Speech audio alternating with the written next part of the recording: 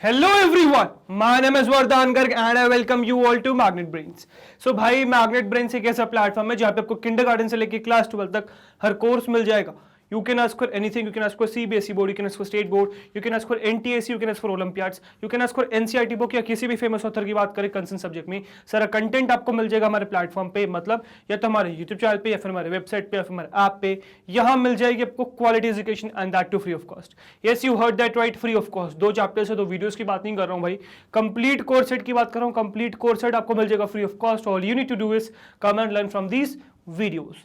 तो गाइस आज इस वीडियो में हम क्या सीखने वाले हैं, तो बेसिकली आज इस वीडियो में हम देखने वाले कर्नल के बारे में, जिसको हम फिल्टर या मास्क के नाम से भी जानते हैं, है ना. अब हमने क्या किया था यार, जो कॉन्वोल्यूशन है, कॉन्वोल्यूशन के बारे में डिटेल में डिस्कस किया था. कॉन्वोल्यूशन क्या होता है, इंट्रोडक्शन लिया था हमने, थियोरेटिकली समझा था कॉन्वोल्यूशन क्या है, एग्जांपल्स देखे थे इधर उधर की क्या होता है कॉन्वोल्यूशन. फिर हमने कॉन्वोल्यूशन मैथमेटिकली कैसे परफॉर्म किया जाता है ना, इमेज प्रोसेसिंग में कैसे कॉन्वोल्यूशन होता है वो पूरा देखा. उसमें जो जो पॉसिबिलिटीज है वो सब देखी और ये सब हम प्रीवियस वीडियो में कवर करके आ रहे हैं. अब उस कॉन्वोल्यूशन में हम एक पर्टिकुलर मैट्रिक्स से मल्टीप्लीकेशन करते हैं. वो पर्टिकुलर जो मैट्रिक्स होता है वो क्या होता है, उसी को हम कर्नल, मास्क या फिल्टर कहते हैं. उसी के ऊपर आज हम डिटेल में डिस्कशन करने वाले हैं कि क्या है वो कर्नल, क्या है वो मास्क या क्या है वो फिल्टर.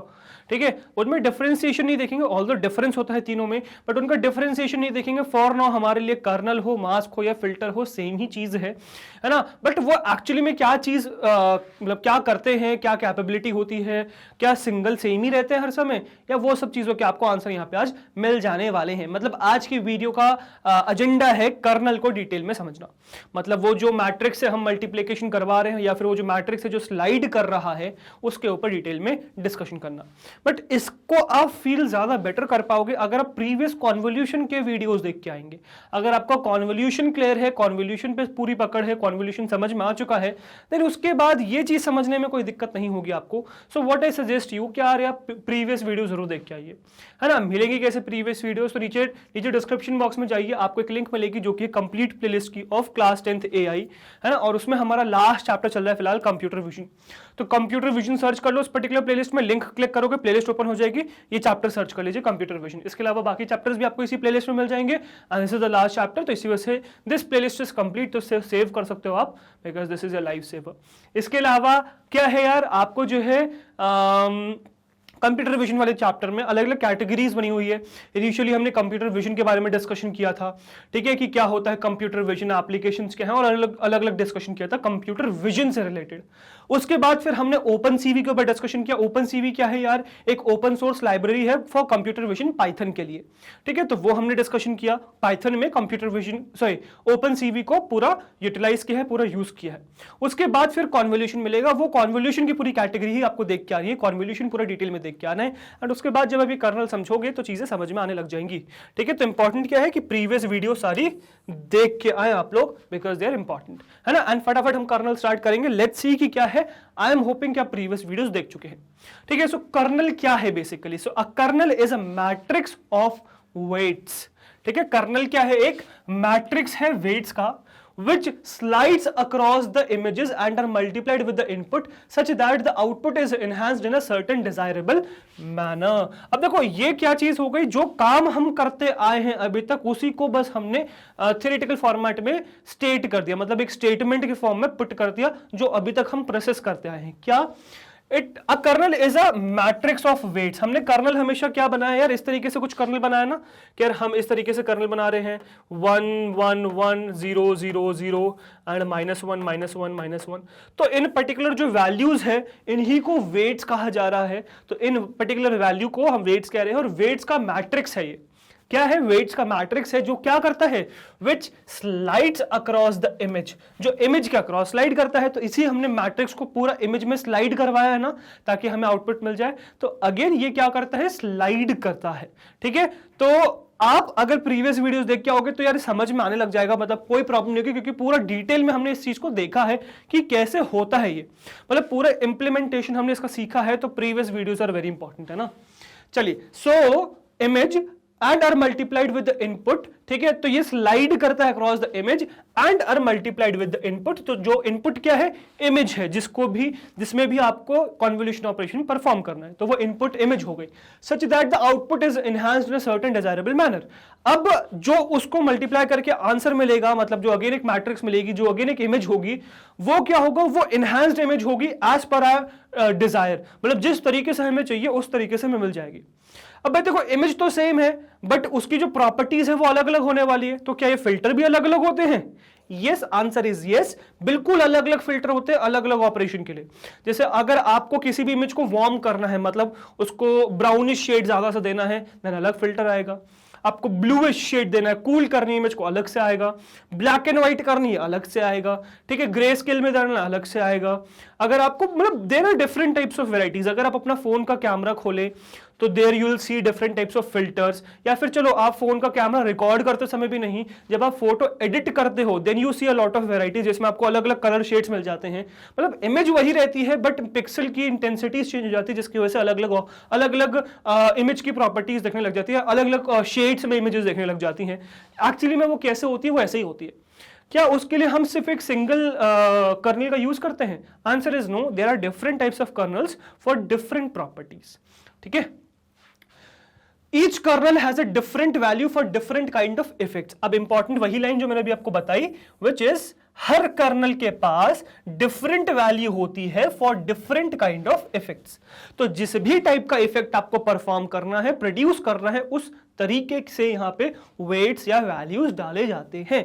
मतलब हर इफेक्ट के लिए, for each and every effect we have different kernel values या कर्नल वेट्स। तो ये जो नंबर है ना भाई, ये नंबर चेंज हो जाएंगे अकॉर्डिंग टू योर इफेक्ट। जैसे कि ये क्या करेगा, ये वर्टिकल एज डिटेक्शन जो मैंने अभी बना रखा है, ये वर्टिकल एज डिटेक्शन का काम करता है। अभी हम इसको समझेंगे भी आगे, ठीक है। अभी आपके एग्जांपल में आ ही जाएगा ये कि ये क्या है, ये वर्टिकल एज डिटेक्शन का काम करता है। तो अब ऐसे ही हॉरिजॉन्टल करना है तो अलग होगा, ब्लर करना है अलग होगा, स्मूथ करना है अलग होगा, आपको वार्मथ देनी है तो अलग होगा, कूलनेस देनी है अलग होगा, सैचुरेशन चेंज करना अलग होगा। So there are different values for different types of effects that we want to apply to an image. तो जिस भी टाइप का इफेक्ट आपको अप्लाई करना है इमेज में, उस टाइप का आपको कर्नल लेना पड़ेगा, क्योंकि इमेज तो सेम ही रहने वाली है ना यार। इनपुट इमेज तो एक है, सेम है। अब उस पर अलग अलग कर्नल परफॉर्म करके हम, मतलब कॉन्वोल्यूट करके हमें अलग अलग ऑपरेशंस या अलग अलग रिजल्टेंट सेट मिल रहे हैं, क्योंकि कॉन्वोल्यूशन ऑपरेशन भी डिफर नहीं कर सकता। कॉन्वोल्यूशन जो ऑपरेशन है वो भी फिक्स रहने वाला है। ऑल तो मैंने आपको 3 वैरायटीज बताई है कि सिंपल कॉन्वोल्यूशन, पैडिंग या स्ट्राइड आप यूज करते हो, बट उनके यूजेस भी बताएं कि क्यों करते हैं। सिंपल कॉन्वोल्यूशन तो बिल्कुल बेसिक सा एग्जांपल हो गया। फिर पैडिंग क्यों यूज करते हैं, ताकि साइज कम ना हो। प्रोसेस चेंज नहीं कर रहे, process is just the same. ये आपने देखा भी था कि प्रोसेस बिल्कुल सेम रहता है, बस पैडिंग क्यों लगा रहे हैं, क्योंकि यार जब हम पैडिंग नहीं लगा रहे थे तो हमारी जो इनपुट की, मतलब जो इमेज थी वो एकदम से रिड्यूस हो जा रही थी, छोटी हो जा रही थी। हमको उस इमेज को छोटा नहीं करना है, अगर सपोज साइज रिड्यूस नहीं करना है, then we were using padding.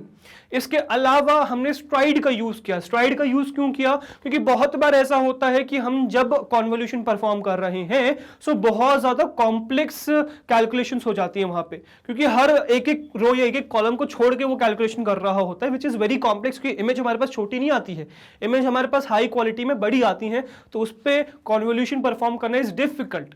तो इसीलिए हमने स्ट्राइड वैल्यू को भी चेंज किया, सच दैट वो जो एक कॉलम को लीव कर रहा था वो अब 2 को 3 कॉलम्स को स्किप कर सके, या 2 से 3 रोज स्किप कर सके। ये हमने स्ट्राइड वैल्यू कर दी। बट उसमें भी जो भी ऑपरेशन था वो तो सेम था ना, प्रोसेस तो बिल्कुल सेम था ना। तो आप कॉन्वोल्यूशन में पैडिंग यूज करो या स्ट्राइड यूज करो, डजंट मैटर, आपका जो काम है वो सेम रहने वाला है, प्रोसेस सेम रहने वाला है, सेम कहानी वहां पे होने वाली है। बस अंतर किस चीज का आने वाला है, तो अलग अलग इफेक्ट कैसे आएंगे, जब काम तो सेम ही हो रहा है कॉन्वोल्यूशन में, तो अलग अलग इफेक्ट आएंगे अलग अलग कर्नल्स चूज करने से। और वही यहां पर भी कह रहे हैं कि हर कर्नल की जो वैल्यूज होती हैं, वेट्स होते हैं, वो अलग होते हैं, अलग अलग इफेक्ट्स प्रोड्यूस करने के लिए जो आपको इमेज में करनी है। सिंपल सी कहानी है ना। चलो, in image processing we use convolution operation to extract the features from the images. ठीक है, तो इमेज प्रोसेसिंग में हम कॉन्वोल्यूशन ऑपरेशन जो अभी प्रीवियस सीखा हमने, उसका यूज करते हैं to extract features from the images. अब फीचर्स के बारे में हमने सीख चुके हैं कि what are features, what are feature extraction.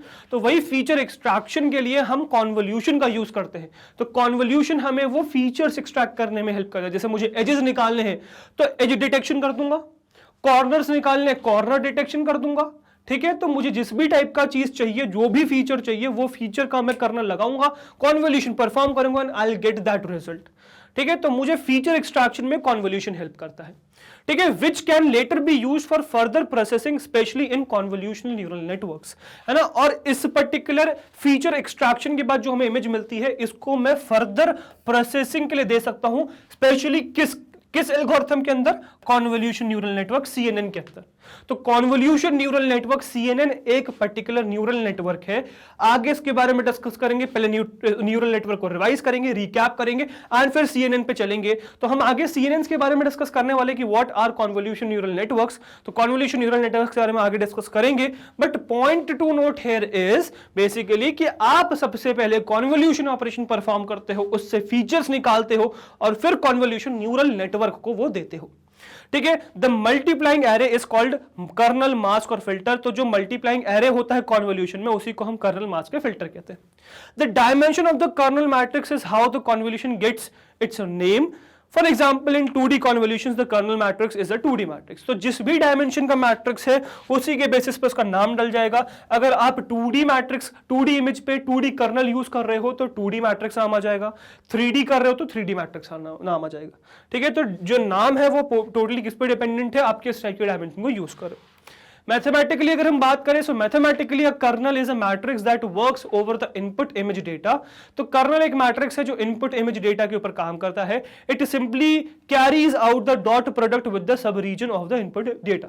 तो इनपुट डेटा के जो सब रीजन है उसके साथ डॉट प्रोडक्ट परफॉर्म करता है। अब देखो अगेन ये सब हम करके देख चुके हैं, तो इसमें कोई प्रॉब्लम नहीं होनी चाहिए। कॉन्वोल्यूशन में ये सब देख चुके हैं हम लोग, है ना, ठीक है, of the input data and then provides the output as a matrix of the dot products. Well, it's important to know that a kernel moves on the input data as per a distinct value known as the kernel's stride value। तो stride भी हमने देख लिया है पूरा detail में। तो ये आपको आई होप समझ में आ गया होगा, कोई दिक्कत नहीं, क्योंकि ये सब हम परफॉर्म करके प्रीवियस वीडियोस में देख चुके हैं। अगेन अगर आपने प्रीवियस वीडियोस नहीं देखे हैं so please go and watch them because they are very very important, ठीक है। अगर आप प्रीवियस वीडियोस देख के आओगे तो चीजें समझ में आएंगी, ये समझ में आ जाएगा क्या कर रहे हैं हम, ठीक है। चलो अब now we have various types of kernels. तो बहुत सारे कॉन्वोल्यूशनल कर्नल्स हैं, ठीक है, बट मैंने कुछ लिस्ट कर रखे हैं। जैसे कि सबसे पहले एज डिटेक्शन कर्नल्स। अब एज डिटेक्शन के लिए कोई एक टाइप का कर्नल यूज नहीं होता है, अलग अलग टाइप के कर्नल वैल्यूज अलग अलग लोगों ने दे रखा है और उन्हीं के नाम पे नाम भी पड़ गया है, विच इज प्रिविट कर्नल, फिर सोबिल कर्नल, फिर लाप्लासियन कर्नल, ठीक है। तो ऑपरेटर के नाम पे इसको कर्नल नाम दे दिया गया है। फिर इसी तरीके से आपके पास स्मूथिंग एंड ब्लरिंग कर्नल्स भी आते हैं, स्मूथ या ब्लर करने के लिए भी कर्नल्स आते हैं, ठीक है। ब्लरिंग एंड स्मूथिंग, चलो there are different things but ठीक है, ठीक है। तो स्मूथिंग एंड ब्लरिंग कर्नल्स आ गए। फिर गॉसियन फिल्टर है इसके अंदर, बॉक्स फिल्टर है, शार्पन फिल्टर है, तो ये सब इसके अंदर आते हैं। अब ये कैसे होता है तो ये हम अभी आगे इसके बारे में डिस्कस करते हैं, कैसे कर्नल दिखते हैं, इमेज कैसी मिलेगी वो सब देखते हैं। मतलब इमेज एज डिटेक्शन से हमारा मतलब क्या है वो समझते हैं पहले तो। Now, this is the most common used kernel since it is helpful in identifying objects and localized objects in an image. तो यार जो आगे जाके अभी हम लोग कॉन्वोल्यूशन न्यूरल नेटवर्क परफॉर्म करने वाले हैं या फिर हम कंप्यूटर विजन जब भी परफॉर्म करते हैं तो उसमें इस एज डिटेक्शन का बहुत ज्यादा काम है। मतलब कॉन्वोल्यूशन में इस एज डिटेक्शन करने का हम बहुत ज्यादा यूज करते हैं। क्यों? बिकॉज ये हमें हेल्प करता है इन आइडेंटिफाइंग द ऑब्जेक्ट्स।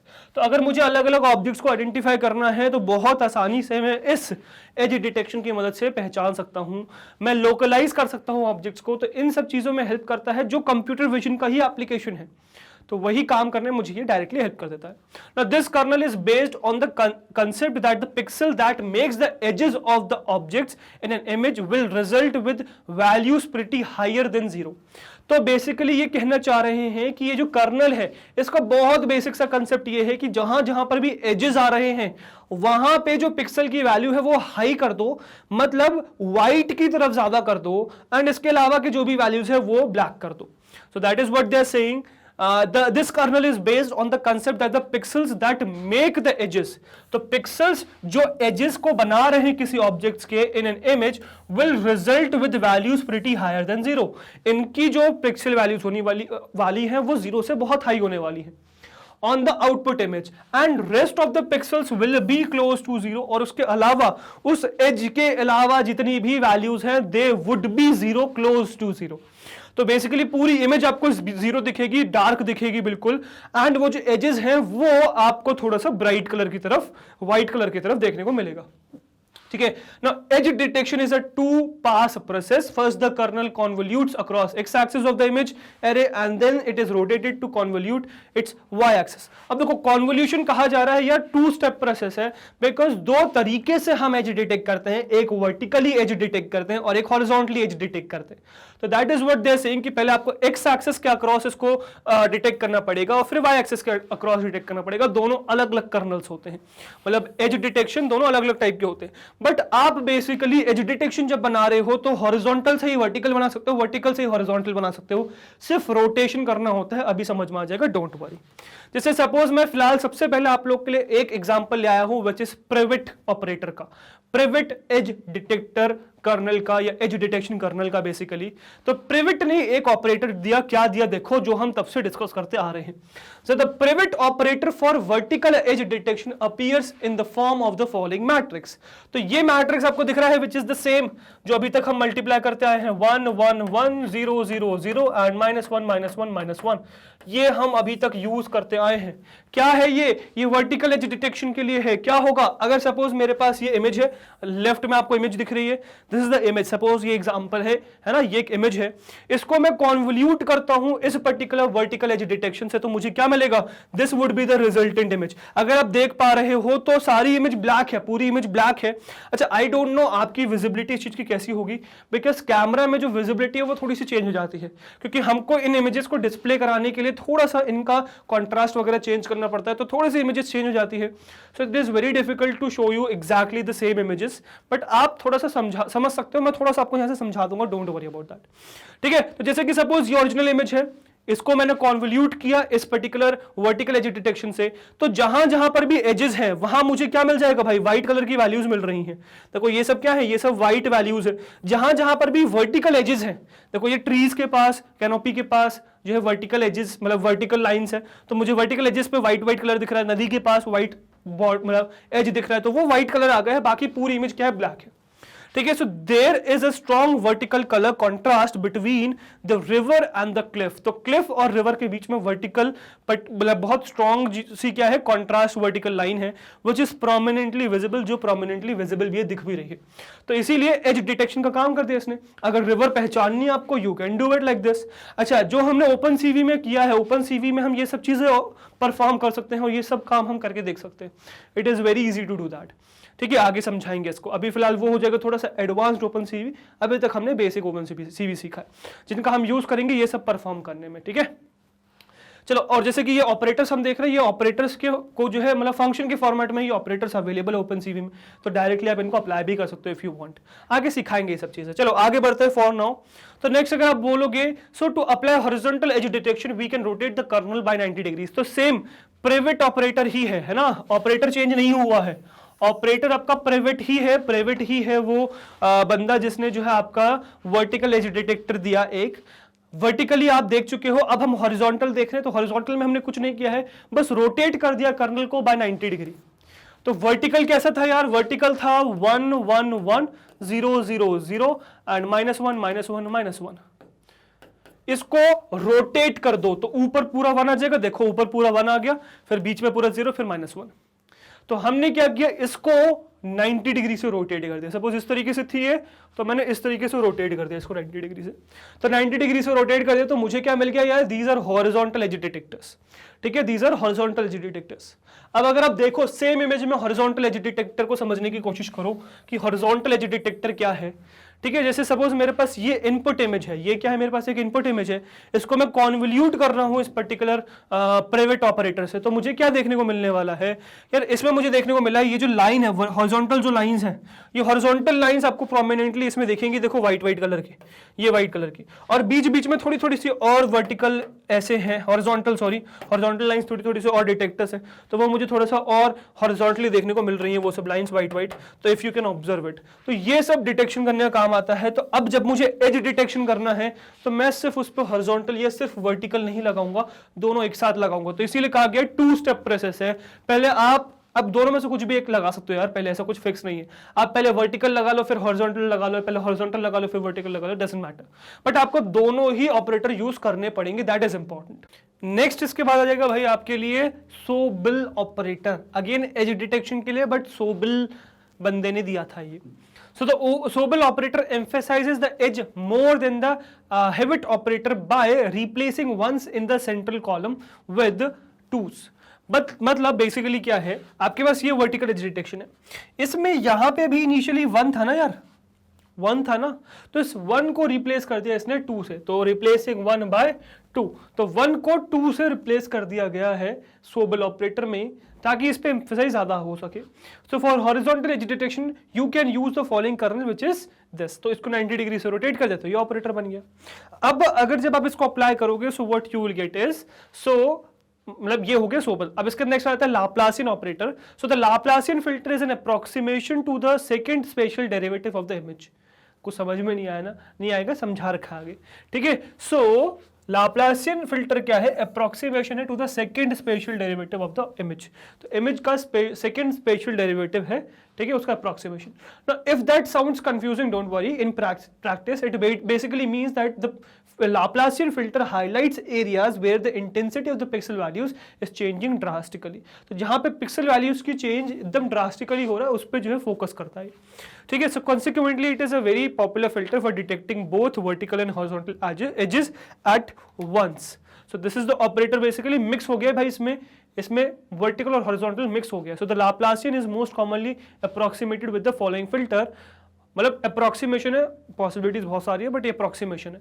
तो देखो 0 1 0 0 1 0 0 1 0 0 1 0 वर्टिकल और हॉरिजॉन्टल मिक्स कर दिया गया है और बीच में -4 डाल दिया गया है, ठीक है। तो इस तरीके से आपका क्या बना है, ये लाप्लासियन फिल्टर बना है, जो हॉरिजॉन्टल और वर्टिकल दोनों डिटेक्ट करने का काम करता है। आप यहाँ पे देख पा रहे होगे इस इमेज के साथ ये बन गया। So the filter is frequently combined with Gaussian blurring और smoothing as it amplifies the edges even more. तो इस पर्टिकुलर फिल्टर को, लाप्लासियन फिल्टर को, हम गॉसियन ब्लरिंग या स्मूथिंग फिल्टर के साथ भी यूज करते हैं, क्योंकि वो एम्पलीफाई कर देता है एजेस को उससे ज्यादा, मतलब और ज्यादा एम्पलीफाई कर देता है, ठीक है। तो ब्लरिंग एंड स्मूथिंग पे आ जाते हैं फटाफट। So blurring is an important technique in image processing that makes the transition between different pixel values smooth rather than sharp. तो शार्प के बजाय स्मूथ रखती है। Therefore the technique is also called smoothing. It is especially useful when you want to shrink the size of an image.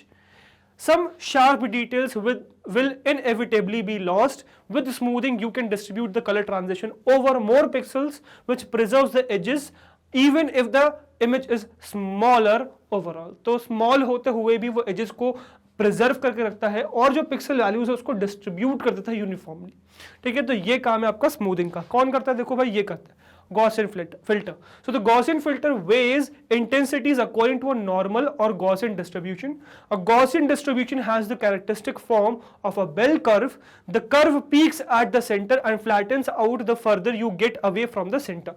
Thus, the center of the filter contains the highest value while the values further away are smaller. अब देखो ये क्या है, ये भी आपको समझ में नहीं आएगा। क्यों नहीं आएगा समझ में?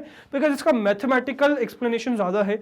ये मैथमेटिकली ज्यादा एक्सप्लेन किया गया in the form of curve, bell curve के फॉर्म में इसको एक्सप्लेन किया गया। आपको मतलब ही नहीं है इसके एक्सप्लेनेशन से, आपको मतलब क्या है, काम क्या कर रहे हैं।